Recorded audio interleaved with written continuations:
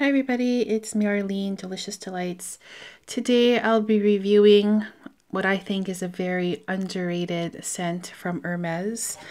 This one is called Eau de Merveille and it's the Eau de Toilette version. This one was released in 2004 and the notes listed in the top are orange, elemi, resin, and lemon. Mid notes are amber, pink pepper, and violet. And the base notes are fir, cedar, Madagascar vetiver, and oak moss. So I'll just quickly show you what the bottle looks like here. It looks like all the other ones. This one, I believe, was the one that was released first from the Merveille collection. And I have a sample here. I've gone through many samples of this scent already. Actually, this one has been on and off my wish list for a while. I just knew that I would like to own it one day, but I haven't been really in a rush to go get it. So it has a little bit of a write-up here. The surprise and presence of a sparkling and warm amber wood. All right, so what does this one smell like to me? Well, in the opening here, I get, let me just spray it on quickly first. Okay, so the opening, I get a very sparkling, salty, woody orange. It is absolutely stunning. It's a very unique opening. I've never smelled anything similar to this. It's very zesty. You get a fizzy orange citrus, but also kind of a waxy resinous feel at the same time.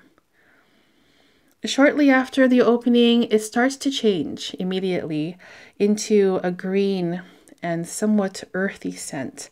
But at the same time, there's still that really nice bright and fresh feeling from the citrus. So there's amber in the notes here, which does give a nice warm sweetness to the scent. And it does remind me a little bit of the orange and amber scent in one of their other scents, Mandarin Ambre, from their colognes collection. I'm also wondering that maybe there's also some ambergris in this scent as well. And I think that I have talked or mentioned ambergris in the review of the Eau de Merveille Blue, because it's not a listed note, but I do get kind of this salty note in here as well. And then looking at the picture here, you can see that there's an image of like a lake or a body of water or a river. So it does give off this like salty seawater kind of scent, which is really interesting. There's some spices here of pepper and pink pepper that gives it a little kick, some oomph to it, but it's never overpowering. Now in the dry down of Eau de Merveille, it's spicy and green and woody.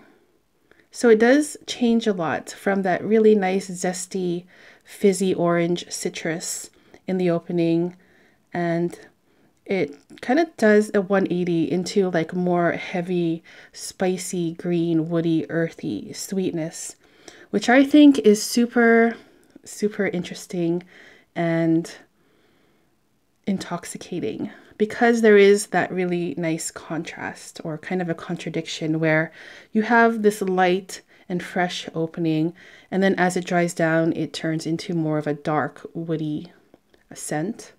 There's also the elements of sweetness and saltiness, or savory, sweet versus savory in this scent as well, with that salty kind of ambergris sea water kind of scent.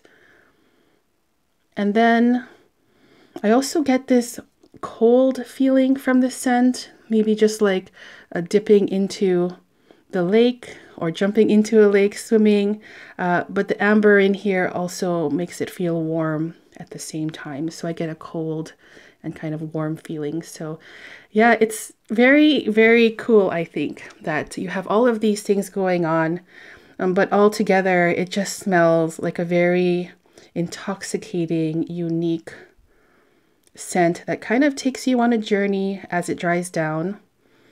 I find the scent to be unisex. I think this would smell great on both men and women. It's a very rich scent. Eau de Merveille translated into English from French means water of wonders. And I really like that because I do feel that when I wear this, I'm kind of put on a magical kind of adventure with this scent. That is, again, very unique and intriguing and intoxicating. It's one that if I smell this on someone else, I would want to come in closer because it's such a unique and different scent. So in my opinion, Hermes Eau de Merveille is a masterpiece. It's a 10 out of 10 for sure. I will get a bottle of this one day because I just love everything about this scent. I haven't really talked about this one on my channel before. I have talked about the other flankers, which I love as well. But yeah, this one will make it into my collection at one point or another. And if you're into something that's more challenging, especially when it comes to designer scents, then this is definitely one to try. And especially if you enjoyed any of the other Eau Merveille collection, Merveille flankers, then you might love this one as well. I do own the Eau de Merveille Blue and also the L'Ombre de Merveille. I think that the Elixir version is now discontinued. At least I haven't seen much of it lately, but I'm not 100% sure. But I owned that one in the past as well. It's an amazing scent.